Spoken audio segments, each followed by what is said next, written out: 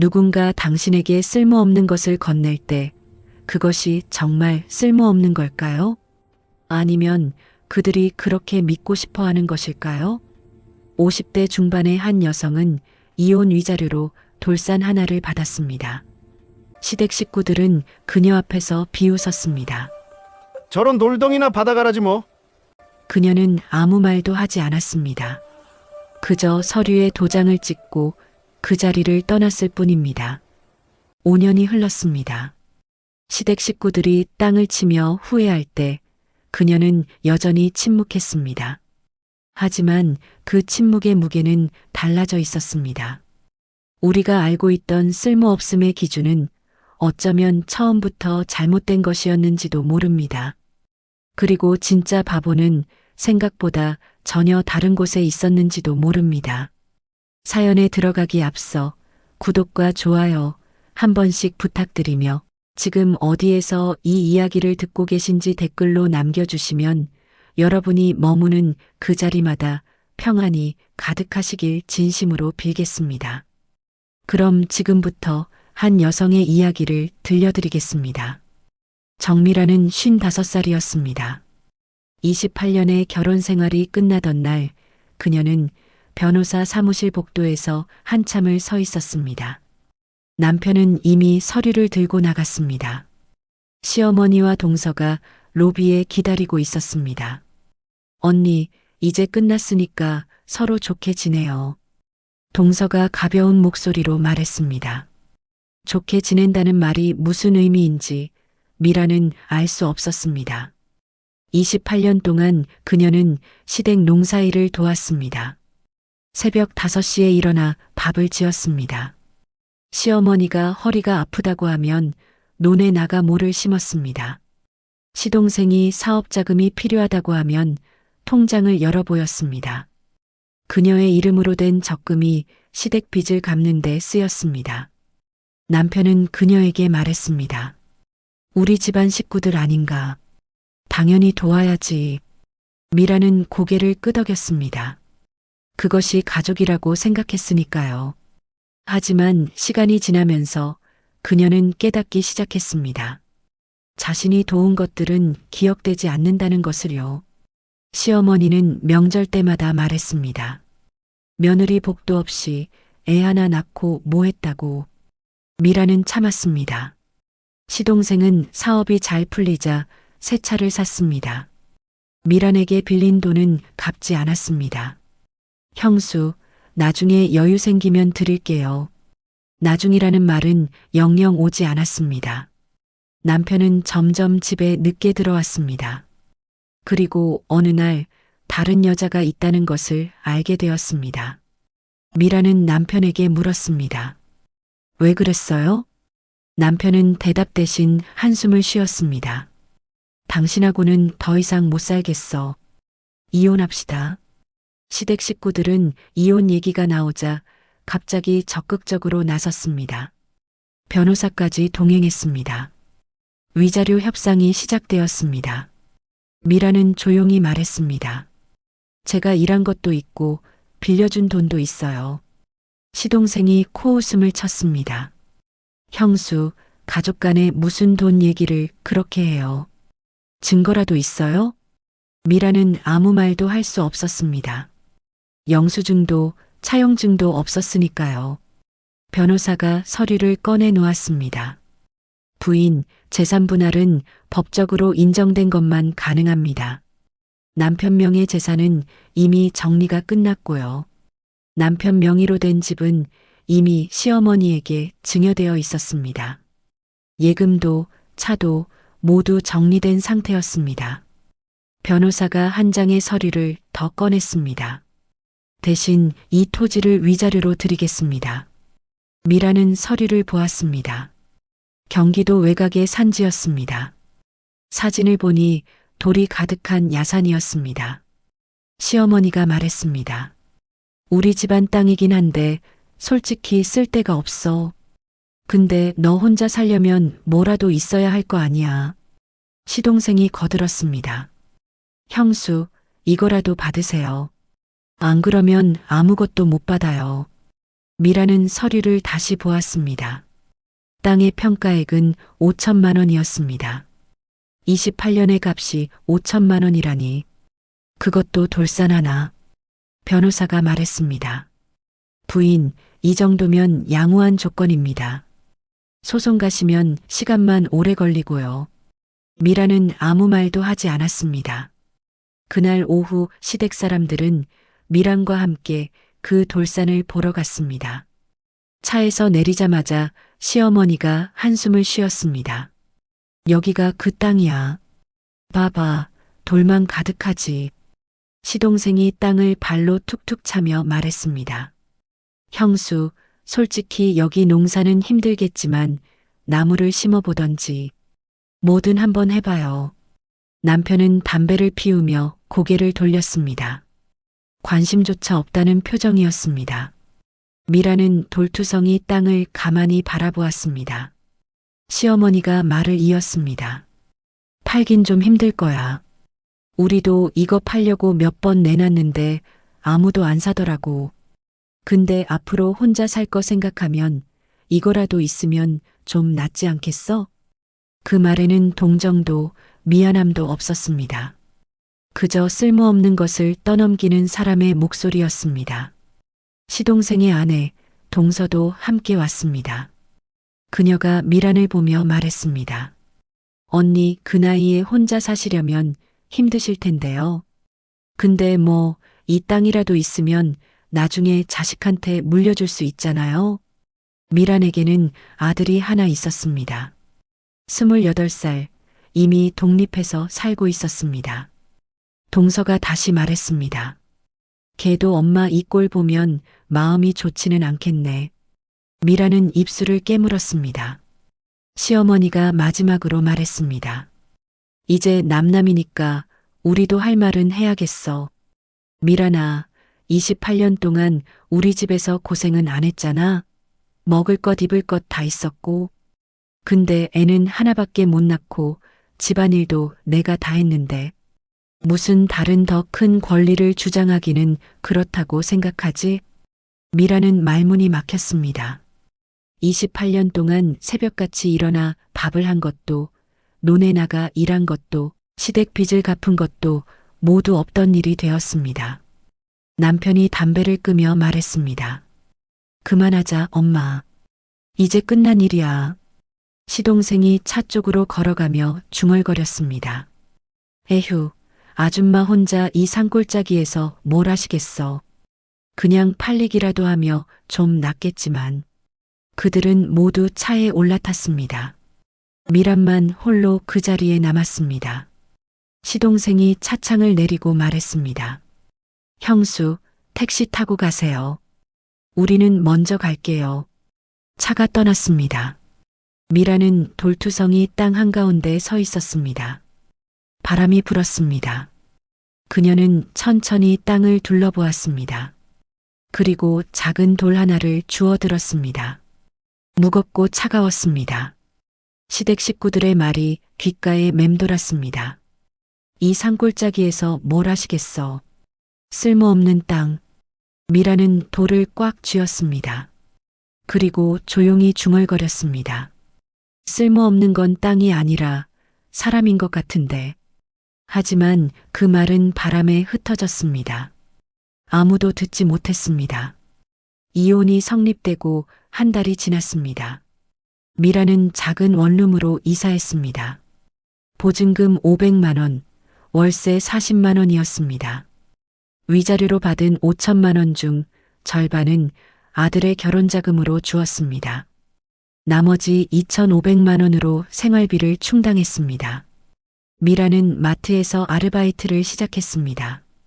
하루 5시간, 주급 25만 원이었습니다. 계산대에 서서 물건을 찍었습니다. 손님들은 그녀를 보지 않았습니다. 그저 계산만 하고 떠났습니다. 어느 날 오후 마트에 동서가 들어왔습니다. 카트를 끌고 있었고 명품 가방을 들고 있었습니다. 미란과 눈이 마주쳤습니다. 동서가 깜짝 놀라며 말했습니다. 언니, 여기서 일하세요? 미라는 고개를 끄덕였습니다. 응, 아이고, 힘드시겠어요. 나이 드신 분이 계산대에 서 계시니 그 말에는 동정이 아닌 우월감이 섞여 있었습니다. 동서가 물건을 계산대에 올려놓았습니다. 수입 과일, 고급 고기, 비싼 술이었습니다. 미라는 하나하나 바코드를 찍었습니다. 총액은 35만 원이었습니다. 동서가 카드를 내밀며 말했습니다. 언니, 나중에 시간 되시면 저희 집에 놀러 오세요. 요즘 우리 새 아파트로 이사했거든요. 미라는 대답하지 않았습니다. 그저 카드를 긁고 영수증을 건넸습니다. 동서가 카트를 끌고 가다가 뒤돌아보며 말했습니다. 참, 언니. 그 땅은 어떻게 하실 거예요? 팔기는 하셨어요? 아직? 에휴, 빨리 파세요. 들고 있어봤자 세금만 나가잖아요. 그녀는 웃으며 떠났습니다. 미라는 그 자리에 서서 한참을 멍하니 있었습니다. 사흘 후 미라는 아들에게 전화를 받았습니다. 엄마, 할머니가 연락하셨어? 무슨 일로? 엄마가 받은 땅 때문이래. 할머니가 그 땅 관리비 내라고 하시던데? 미라는 잠시 말을 잃었습니다. 관리비? 응. 그 땅이 시댁 선산 옆이라서 벌초 비용이랑 관리비를 같이 내야 한대. 할머니가 엄마도 그 땅 받았으니까 당연히 내야 한다고. 미라는 한숨을 쉬었습니다. 얼마래? 1년에 100만 원씩? 100만 원? 응. 엄마, 나는 돈 없어서 못 내. 엄마가 알아서 해. 아들은 전화를 끊었습니다. 미라는 시어머니에게 전화를 걸었습니다. 어머님, 저 미란이에요. 왜? 현우한테 연락하셨다던데요? 무슨 관리비? 아, 그거? 당연히 내야지. 그 땅 받았으면 책임도 져야지. 하지만 그 땅은 선산하고 떨어져 있잖아요.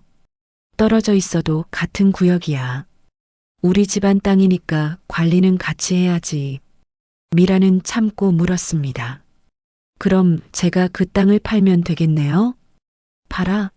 누가 그런 땅을 사? 그냥 들고 있다가 나중에 현우한테나 물려줘.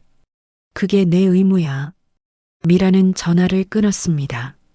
손이 떨렸습니다. 며칠 뒤 미라는 은행에서 시동생과 마주쳤습니다. 시동생은 세차 할부금을 납부하는 중이었습니다. 미란을 보자 어색하게 웃었습니다. 형수, 여기는 웬일이세요? 용무가 있어서요. 아, 그래요. 요즘 어떻게 지내세요? 그냥 그렇게요. 시동생이 주변을 둘러보더니 목소리를 낮췄습니다. 형수, 그거 아세요? 형님이 요즘 재혼 준비 중이래요. 미라는 아무 말도 하지 않았습니다. 시동생이 계속 말했습니다. 새 형수 될 분이 꽤 괜찮은 사람이래요. 집도 있고 돈도 좀 있고 형님 복도 좋네요. 미라는 고개를 끄덕이고 자리를 떠났습니다. 시동생이 뒤에서 중얼거리는 소리가 들렸습니다. 에휴, 형수는 진짜 불쌍하긴 해. 저 나이에 혼자 되니까. 그해 겨울 미란는 명절에 아들 집에 갔습니다. 며느리가 차려준 밥상이 소박했습니다. 미라는 괜찮다고 말했습니다. 식사 중에 아들이 말했습니다. 엄마, 할머니가 명절에 오라고 하셨는데 안 가? 아니, 안 가. 그 길 왜 가? 왜? 이혼했어도 할머니는 할머니잖아. 며느리가 거들었습니다. 어머님, 그래도 명절인데 인사는 드려야 하는 거 아니에요? 미라는 숟가락을 놓았습니다. 이혼한 마당에. 무슨 말이야? 너희는 가고 싶으면 가렴. 아들이 짜증을 냈습니다. 엄마가 그렇게 나오니까 우리도 어색하잖아. 할머니가 엄마 욕하시면 우리는 뭐라고 해야 돼? 미란는 아무 말도 하지 않았습니다. 며느리가 한숨을 쉬었습니다. 어머님도 좀 이해해 주세요. 저희도 좀 어려워요. 미라는 그날 일찍 집으로 돌아왔습니다. 텅 빈 원룸에서 혼자 떡국을 끓여 먹었습니다. 창밖에는 눈이 내렸습니다. 미라는 조용히 생각했습니다. 28년 동안 참았던 말들이 이제는 더 이상 참을 수 없는 무게로 쌓여 있었습니다. 봄이 오고 미라는 다시 시댁으로부터 연락을 받았습니다. 이번에는 시동생이었습니다. 형수, 나 좀 도와줄 수 있어요? 무슨 일인데요? 사업 자금이 좀 필요해서요. 500만 원만 빌려줄 수 있어요? 미라는 잠시 침묵했습니다. 제가 지금 여유가 없어요. 에이, 형수, 그 땅 있잖아요. 그거 담보로 대출 좀 받아봐요. 그건 안 돼요. 왜요? 어차피 안 쓰는 땅인데. 나 좀 도와줘요. 나중에 꼭 갚을게요. 안 된다니까요. 시동생의 목소리가 차가워졌습니다. 형수, 우리가 그 땅 준 거 잊었어요? 그때 아무것도 안 줄 수도 있었어요. 미라는 전화를 끊었습니다. 그리고 그날 밤 그녀는 결심했습니다. 더 이상 참지 않기로, 더 이상 당하지 않기로. 그녀는 노트 한 권을 꺼내 들었습니다. 그리고 천천히 기록하기 시작했습니다. 시댁에 빌려준 돈, 일한 시간들, 참았던 모욕들, 그리고 마지막으로 그 돌산에 대한 모든 서류를 꺼내 정리했습니다. 미라는 조용히 중얼거렸습니다. 이제 시작이야. 그날 이후 미라는 달라졌습니다. 겉으로 보기에는 여전히 조용하고 평범한 55살 여성이었습니다. 마트에서 일하고 원룸으로 돌아와 혼자 저녁을 먹었습니다. 하지만 밤이 되면 그녀는 노트를 펼쳤습니다. 그리고 하나하나 기록했습니다. 28년 동안 시댁에 들어간 돈, 시어머니 병원비로 낸 300만 원, 시동생 사업 자금으로 빌려준 1000만 원, 명절 때마다 준비한 제사 비용, 모두 합치면 5천만 원이 넘었습니다. 하지만 증거는 없었습니다. 영수증도 차용증도 없었습니다. 그저 기억 속에만 남아있을 뿐이었습니다. 미라는 노트를 덮고 다른 서류를 꺼냈습니다. 돌산 토지 등기부등본이었습니다. 그녀의 이름으로 되어 있었습니다. 소유권은 분명했습니다. 미라는 그 서류를 가지고 동사무소에 갔습니다. 이 토지에 대해서 알고 싶은데요. 담당 공무원이 서류를 확인했습니다. 아, 이 땅이요? 여기 요즘 개발 얘기 나오는 곳인데요. 미란의 심장이 뛰었습니다. 개발이요? 네. 아직 확정은 아닌데 그린벨트 해제 검토 지역이에요. 몇 년 내로 결정 날 거예요. 공무원이 지도를 펼쳐 보였습니다. 여기 보시면 이 구역 전체가 개발 예정지로 올라와 있어요. 도로도 들어오고 주거단지도 계획 중이고요. 미라는 조용히 물었습니다. 그럼 땅값이 오르겠네요? 오르죠. 지금도 조금씩 오르는 중이에요. 확정되면 몇 배는 오를 거예요. 미라는 서류를 받아들고 나왔습니다. 걸음이 가벼워졌습니다. 하지만 그녀는 아무에게도 말하지 않았습니다. 아들에게도 지인에게도, 특히 시댁에는 절대로. 미라는 부동산에 들렀습니다. 이 땅 시세가 어떻게 되나요? 부동산 중개인이 서류를 보더니 말했습니다. 아, 이 지역이요? 요즘 관심 많이 받는 곳인데요. 지금 시세로는 평당 50만 원 정도 하는데 개발 확정되면 200만 원은 넘을 거예요. 미란의 땅은 2,000평이었습니다. 지금 시세로 10억? 이미 개발 소문에 엄청나게 올라 있었습니다. 개발 확정되면 40억 이상. 중개인이 말했습니다. 혹시 파실 생각 있으세요? 지금도 사겠다는 사람 많거든요. 아니요. 아직이요. 그럼 나중에 생각 바뀌시면 연락 주세요. 미라는 부동산을 나왔습니다. 그리고 천천히 걸었습니다. 그날 밤 그녀는 다시 노트를 펼쳤습니다. 이번에는 계획을 세웠습니다. 첫째, 개발 확정까지 절대 팔지 않는다. 둘째, 시댁에는 어떤 정보도 주지 않는다.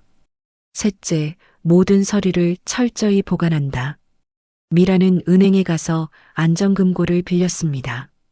그리고 모든 토지 서류를 그곳에 넣었습니다. 복사본은 따로 집에 보관했습니다. 만약의 사태에 대비하는 것이었습니다. 몇 달이 지났습니다. 미라는 여전히 마트에서 일했습니다. 동서가 가끔 마트에 왔습니다. 그럴 때마다 미란을 보며 동정 섞인 눈빛을 보냈습니다. 언니, 여전히 여기서 일하시네요. 힘드시죠? 미라는 웃으며 대답했습니다. 괜찮아. 저희는 요즘 형님 재혼식 준비 때문에 바빠요. 다음 달에 식 올린대요. 그래. 언니도 나중에 좋은 분 만나세요. 아직 젊으시잖아요. 동서는 그렇게 말하고 떠났습니다. 미라는 그녀가 사라질 때까지 지켜보았습니다. 그리고 속으로 중얼거렸습니다. 좋은 분은 이미 옆에 있어. 바로 나 자신. 가을이 왔습니다. 미라는 다시 동사무소에 갔습니다. 저번에 말씀하신 개발 어떻게 됐나요? 담당 공무원이 서류를 확인했습니다. 아, 그거요? 이번 달 말에 최종 승인 날 것 같아요. 거의 확정이에요. 미라는 고개를 끄덕였습니다. 그럼 언제쯤 공시되나요? 다음 달 초에 공고 나갈 거예요. 미라는 집으로 돌아와 달력을 보았습니다. 한 달. 딱 한 달만 더 기다리면 되었습니다. 그동안 그녀는 더욱 조용히 살았습니다. 누구도 그녀의 계획을 눈치채지 못했습니다. 어느 날 저녁 아들이 전화를 걸어왔습니다. 엄마 아빠 재혼식 어떻게 하지? 너네 하고 싶은 대로 하거라.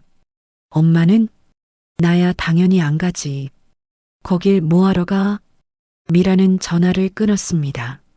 아들은 이해하지 못했습니다. 하지만 상관없었습니다.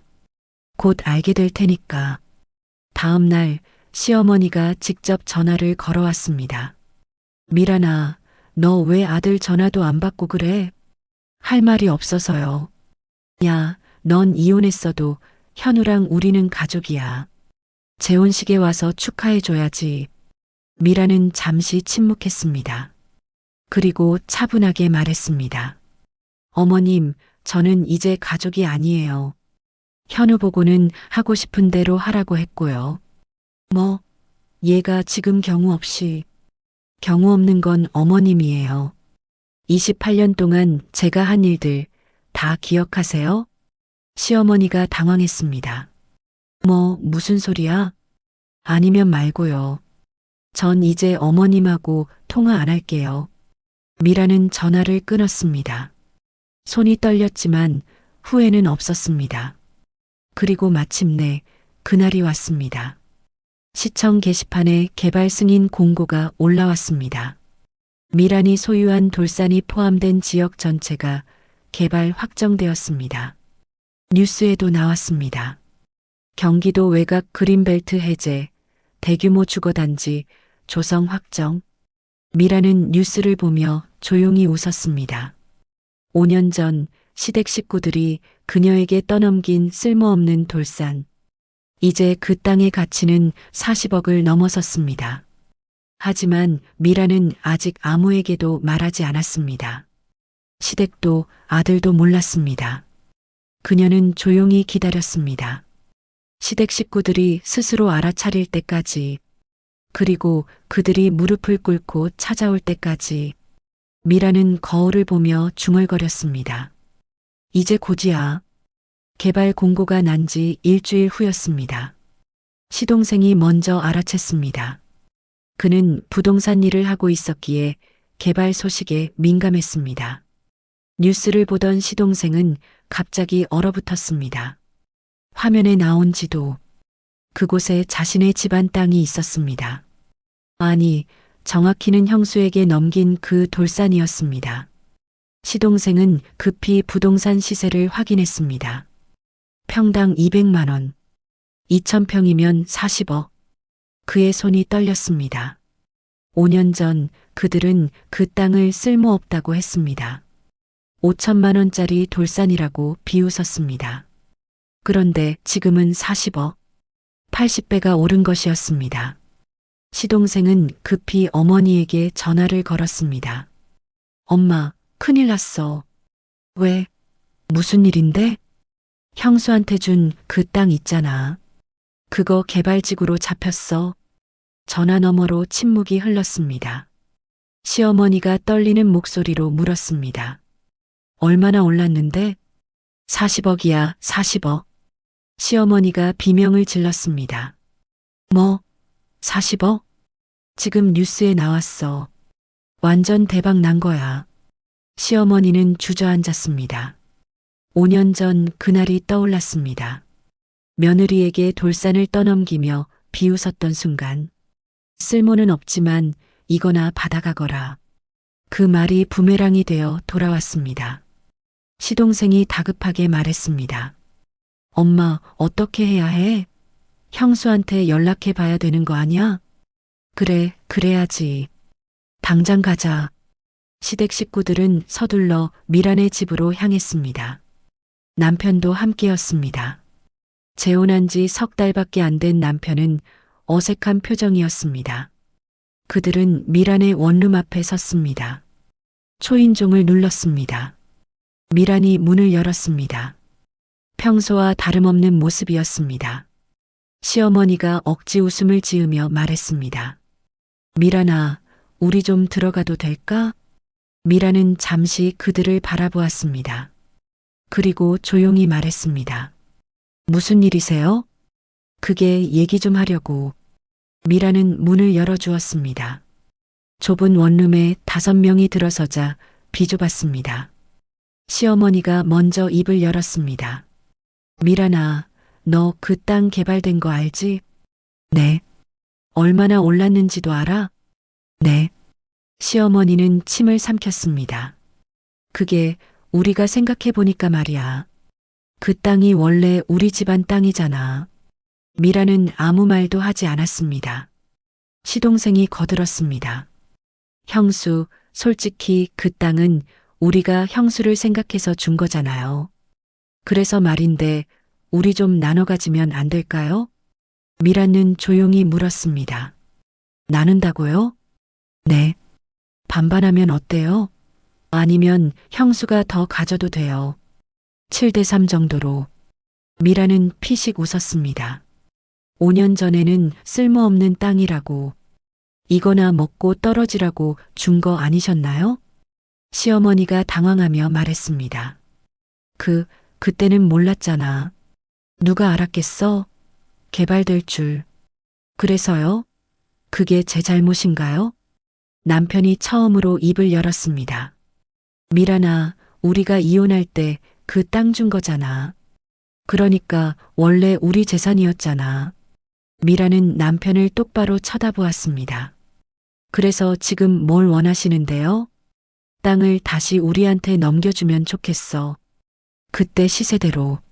싫은데요. 시어머니가 목소리를 높였습니다. 야, 이 사람아. 그게 무슨 말이야? 우리 집안 땅인데. 미란은 차분하게 대답했습니다. 아니에요. 제 땅이에요. 등기부등본에도 제 이름으로 되어 있고요. 그래도 원래는 우리 땅이었잖아. 맞아요. 원래는 어머님네 땅이었죠. 근데 5년 전에 저한테 주셨잖아요. 위자료로. 동서가 끼어들었습니다. 언니, 그래도 가족인데 이렇게까지 해야 돼요? 미란은 그녀를 보았습니다. 가족? 5년 전에 마트에서 나봤을 때 뭐라고 했지? 동서는 말문이 막혔습니다. 미라는 계속 말했습니다. 그 나이에 계산대에 서 계시니 힘드시겠어요. 라고 했었지? 그때는 가족이 아니었니? 시어머니가 다시 말했습니다. 미란아, 우리가 잘못했어. 그러니까 이제라도 좋게 해결하자. 어떻게요? 땅 절반만 우리한테 다시 넘겨주면 안 되겠니? 미라는 고개를 저었습니다. 안 돼요. 그럼 뭘 원해? 아무것도 드릴 수 없어요. 시동생이 화를 냈습니다. 형수, 너무한 거 아니에요? 우리가 그 땅 안 줬으면 형수는 아무것도 없었을 거잖아요. 미라는 시동생을 보았습니다. 5년 전에 제가 빌려드린 1,000만 원은요? 그건 언제 갚으실 건가요? 시동생은 입을 다물었습니다. 미라는 하나하나 꺼내기 시작했습니다. 시어머니 병원비로 낸 300만 원, 시동생 사업자금 1,000만 원, 명절 때마다 제 돈으로 준비한 제사 비용, 다 합치면 5천만 원이 넘어요. 시어머니가 소리쳤습니다. 그건 내가 며느리니까 당연히 한 거잖아. 그럼 위자료로 받은 땅도 제가 당연히 가져야 하는 거 아닌가요? 방안이 조용해졌습니다. 미라는 천천히 말을 이었습니다. 5년 전에 어머님이 뭐라고 하셨는지 기억하세요? 28년 동안 고생은 안 했다고. 먹을 것 입을 것 다 있었다고. 시어머니는 아무 말도 하지 못했습니다. 미라는 계속했습니다. 저는 그 말을 잊지 않았어요. 그래서 지난 5년 동안 혼자 살아왔어요. 마트에서 일하고 원룸에서 자고 명절에도 혼자 떡국 끓여 먹었어요. 남편이 난처한 표정으로 말했습니다. 미란아, 그래도 우리가 완전 남은 아니잖아. 좀 생각해 봐봐. 미라는 남편을 보았습니다. 나만이에요? 재혼하신 분은 누구세요? 남편은 입을 다물었습니다. 미라는 일어서서 문을 열었습니다. 이제 돌아가세요. 시어머니가 울먹이며 말했습니다. 미란아, 제발. 우리 다 죽으라는 거야? 아니에요. 그냥 각자 살자는 거예요. 너 이러면 벌 받아. 미라는 웃었습니다. 조용하지만 단단한 웃음이었습니다. 벌이요? 저는 이미 28년 동안 벌 받았어요. 이제 어머님 차례예요. 시댁 식구들은 할 말을 잃었습니다. 그들은 하나둘 방을 나갔습니다. 시동생이 마지막으로 말했습니다. 형수, 나중에 후회하지 마요. 미라는 대답하지 않았습니다. 그저 문을 닫았을 뿐입니다. 문이 닫히자 조용해졌습니다. 미라는 창문을 열었습니다. 바람이 들어왔습니다. 그녀는 깊게 숨을 들이마셨습니다. 5년 만에 처음으로 느껴지는 자유였습니다. 그날 밤 시댁 식구들은 모여서 회의를 했습니다. 미란이가 완전히 돌아버렸어. 어떻게든 땅을 빼앗아야 해. 변호사 선임해서 소송하면 어떨까? 시동생이 변호사를 만나러 갔습니다. 하지만 변호사는 고개를 저었습니다. 등기부등본에 정식으로 소유권 이전이 되어 있으면 법적으로 문제 없습니다. 위자료로 준 거면 더더욱 되돌릴 수 없어요. 그럼 방법이 없다는 거예요? 네. 소유자가 팔겠다고 하지 않는 이상 어쩔 수 없습니다. 시동생은 절망했습니다. 40억이 날아간 것이었습니다. 아니, 처음부터 자신들의 것이 아니었습니다. 그들이 스스로 버린 것이었습니다. 며칠 뒤 시어머니가 다시 미란에게 전화를 걸었습니다. 미란아, 제발 한 번만 더 생각해줘. 생각할 것 없어요. 우리가 잘못했어. 진심으로 사과할게. 미라는 잠시 침묵했습니다. 그리고 조용히 말했습니다. 어머님, 사과는 5년 전에 하셨어야죠. 그때는 몰랐잖아. 몰랐다고요? 제가 28년 동안 얼마나 힘들었는지 정말 몰랐어요? 시어머니는 대답하지 못했습니다. 미라는 말을 이었습니다. 어머님은 땅값이 올라서 후회하시는 거예요. 저한테 잘못해서 후회하시는 게 아니에요. 그 차이를 아세요? 미란아, 이제 전화하지 마세요. 저는 제 인생을 살 거예요. 미라는 전화를 끊었습니다. 그리고 마지막으로 그 돌산을 찾아갔습니다. 5년 만에 다시 본 그곳은 달라져 있었습니다. 개발 공사가 시작되어 도로가 들어서고 있었습니다. 미라는 여전히 돌투성이인 땅 한가운데 섰습니다. 5년 전 그날처럼. 하지만 이제는 달랐습니다. 그녀는 더 이상 혼자가 아니었습니다. 자신의 가치를 알고 자신의 권리를 지키는 사람이 되어 있었습니다. 미라는 작은 돌 하나를 주워 들었습니다. 5년 전에도 주웠던 그 돌처럼 차갑고 무거웠습니다. 하지만 이제는 알았습니다. 돌이 쓸모없는 것이 아니라 그 가치를 알아보지 못하는 사람이 쓸모없다는 것을요. 미라는 돌을 다시 내려놓았습니다. 그리고 조용히 돌아섰습니다. 복수는 끝났습니다. 이제 그녀의 삶이 시작되는 것이었습니다. 1년이 흘렀습니다. 미라는 마트 일을 그만두었습니다. 원룸도 정리했습니다. 그녀는 작은 아파트를 샀습니다. 20평짜리 투룸이었지만 그녀에게는 궁전 같았습니다. 창문으로 햇볕이 잘 들어왔고 부엌도 넓었습니다. 미라는 천천히 살림을 꾸렸습니다. 화분도 놓고 커튼도 달았습니다. 평범한 일상이었지만 그 어느 때보다 평화로웠습니다. 토지는 아직 팔지 않았습니다. 개발이 완료되면 더 오를 것이기에 그때까지 기다리기로 했습니다. 미라는 도서관에서 자원봉사를 시작했습니다. 주 3일 오전 10시부터 오후 2시까지 책을 정리하고 어린이들에게 책을 읽어주었습니다. 아이들은 그녀를 좋아했습니다. 할머니, 오늘은 무슨 책 읽어주실 거예요? 미라는 웃으며 책을 펼쳤습니다. 평범하고 소박한 시간들이었습니다. 어느 날 아들이 찾아왔습니다. 1년 만이었습니다. 엄마, 미라는 차를 내왔습니다. 앉아라. 아들은 어색하게 앉았습니다. 한참을 침묵하다가 아들이 입을 열었습니다. 엄마, 할머니한테 들었어요.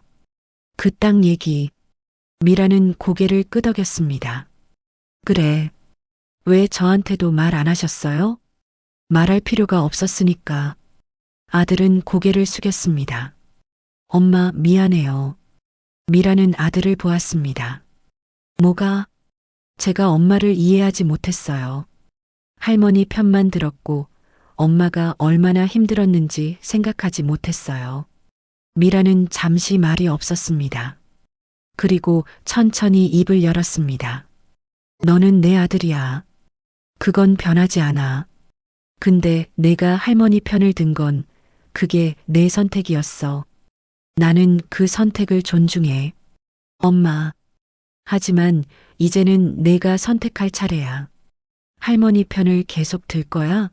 아니면 내 엄마를 이해할 거야? 아들은 울먹였습니다. 엄마 편이에요. 이제야 알았어요. 엄마가 얼마나 강한 사람인지. 미라는 아들의 손을 잡았습니다. 강해서가 아니야. 그냥 살아남으려고 한 거야. 엄마, 용서해 주세요. 미라는 고개를 끄덕였습니다. 용서는 이미 했어. 내가 깨닫기를 기다렸을 뿐이야. 아들은 한참을 울었습니다. 미라는 그저 아들의 등을 쓰다듬어 주었습니다. 한편 시댁은 점점 무너지고 있었습니다. 시동생의 사업이 실패했습니다. 빚이 쌓였고 집도 넘어갔습니다. 시어머니는 병원에 입원했습니다. 스트레스로 인한 고혈압이었습니다. 남편의 재혼 생활도 순탄치 않았습니다. 새 아내와 재산 문제로 다투고 있었습니다. 소문을 들은 미라는 아무 말도 하지 않았습니다. 동정도 안타까움도 없었습니다. 그저 담담할 뿐이었습니다. 인과응보. 그들이 뿌린 대로 거두는 것이었습니다. 봄이 왔습니다. 미라는 화분에 꽃을 심었습니다. 베란다에 놓인 화분들이 하나씩 꽃을 피웠습니다. 미라는 매일 아침 꽃에 물을 주었습니다. 작은 일상의 기쁨이었습니다. 어느 날 부동산에서 연락이 왔습니다. 사모님, 땅 매수 희망자가 있습니다. 조건이 아주 좋은데요. 얼마인데요? 50억입니다. 미라는 잠시 생각했습니다. 좀 더 기다려보죠. 네, 지금도 충분히 좋은 가격인데요. 괜찮아요. 급하지 않으니까. 미라는 전화를 끊었습니다. 돈이 목적이 아니었습니다. 존엄을 지키는 것이 목적이었습니다. 그녀는 자신의 가치를 스스로 정하는 법을 배웠습니다. 누군가 정해준 가격에 맞추지 않기로 했습니다. 여름이 왔습니다. 도서관에서 여름방학 특강이 시작되었습니다. 미라는 아이들에게 책 읽는 법을 가르쳤습니다. 한 아이가 물었습니다. 할머니는 어릴 때 꿈이 뭐였어요? 미라는 잠시 생각했습니다. 선생님이 되고 싶었어. 그럼 왜 안 되셨어요? 결혼한다고. 못했네. 그럼 후회하세요? 미라는 고개를 저었습니다. 아니, 지금 여기서 너희들에게 책을 읽어주잖아. 이것도 선생님이야. 아이가 웃었습니다. 맞아요. 할머니는 우리 선생님이에요. 미란도 웃었습니다. 행복은 거창한 것이 아니었습니다. 작은 순간들의 연속이었습니다. 가을이 왔습니다. 단풍이 물들기 시작했습니다. 미라는 혼자 등산을 갔습니다. 정상에 올라 아래를 내려다보았습니다. 세상은 넓었고 그녀는 자유로웠습니다. 더 이상 누군가에게 인정받을 필요가 없었습니다. 더 이상 누군가에게 사과받을 필요도 없었습니다. 그녀는 이미 충분했습니다. 겨울이 왔습니다. 첫눈이 내렸습니다. 미라는 창가에 앉아 눈을 바라보았습니다. 조용하고 평화로웠습니다. 전화벨이 울렸습니다. 아들이었습니다. 엄마, 설날에 우리 집으로 오실 거죠? 그래, 갈게. 엄마, 사랑해요.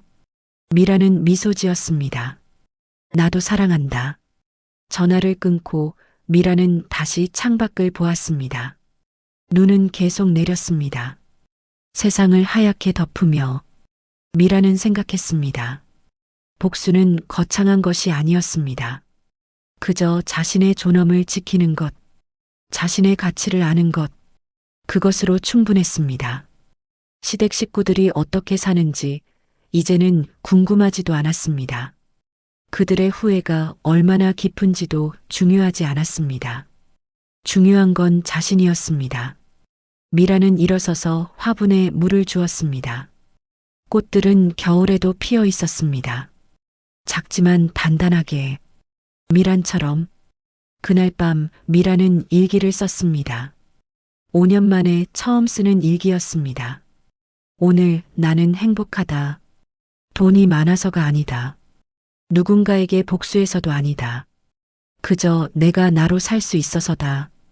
56살, 이제야 내 인생이 시작된 것 같다. 미라는 일기장을 덮었습니다. 그리고 조용히 잠자리에 들었습니다.